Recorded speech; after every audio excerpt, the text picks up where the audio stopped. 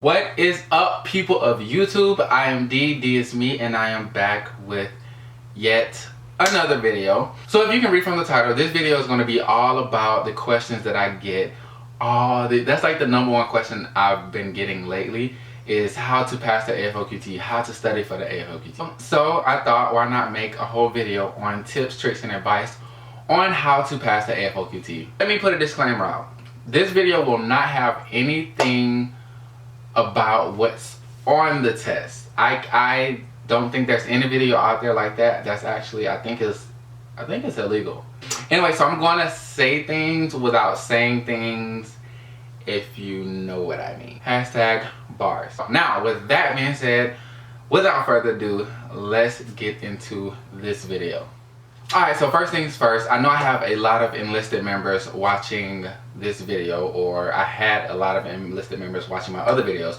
So let me go ahead and explain to you what an AFOQT is. An AFOQT stands for Air Force Officer Qualifying Test. It's basically equivalent to the ASVAB.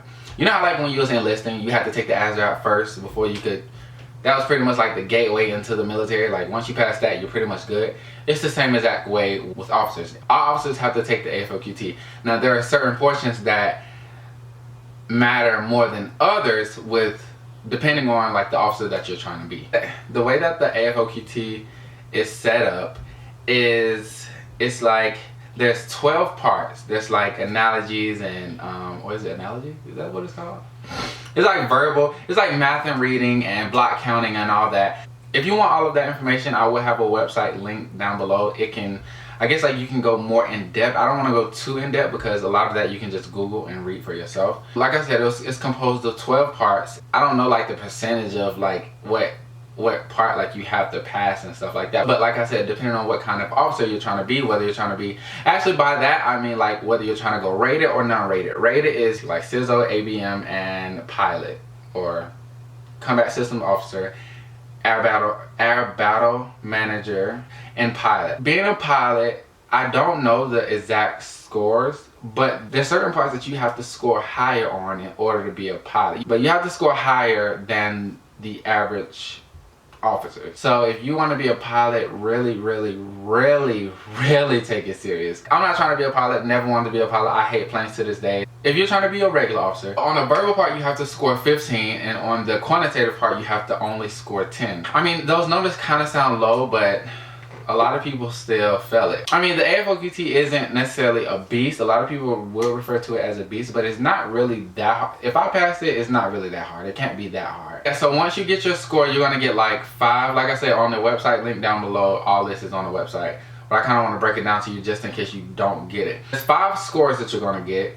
2 of those scores are the most important scores. That's the quantitative and the verbal. Those are the parts that you have to pass to be an officer. Those are kind of like the core parts. So there's 3 other parts. The other 3 parts are like pilot, CISO, and ABM. And that's like if you want to be one of those 3. So if you're not trying to be one of those 3, then it don't really matter that much. Just focus on the 2, the verbal and the quantitative, for sure. Like really focus on that. Alright, so basically the reason I'm here giving you advice is because I am what you called a dumbass. Alright, I am not really that smart. I am a learned smart, and well, I mean that's what I like to call it.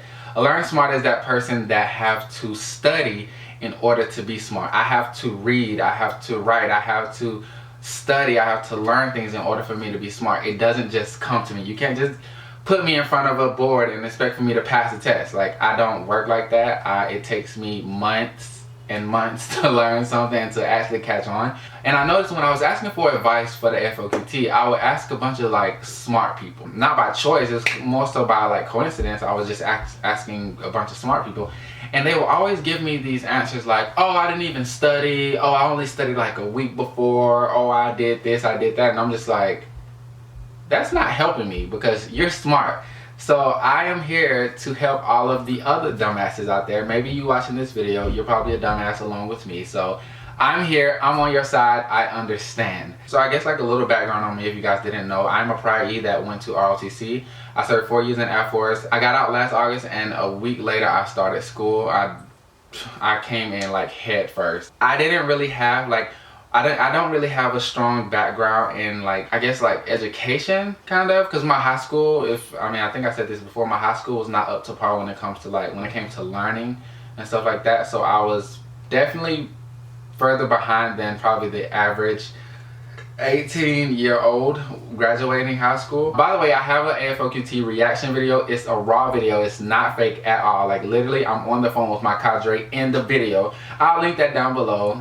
Go check that out right now. So yeah, so those of you that's like older, the older parties that are probably afraid of the AFOQT, once again, I'm here to, I guess, like relieve some of the stress, like hopefully. Alright, so basically I have 4 big pieces of advice. They are, I have them listed in like order of like most important to least important.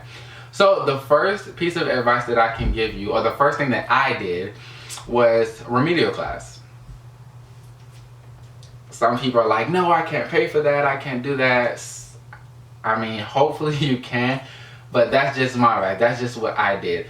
Like I said, I didn't have a strong background, like a strong education background, like coming from a high school and stuff. And when I was active duty, I did complete some college, but it wasn't anything like math. I don't think I did like math. Yeah, I never completed math because it was always online. And online classes are totally different from like being in a physical location. So when I got to my college, I thought, you know what? Let me take a remedial class. No. I didn't say that. I went to my first college algebra, like I went to the first day of my college algebra class and I was like, what? Like I literally almost died. Like I was in there stressing.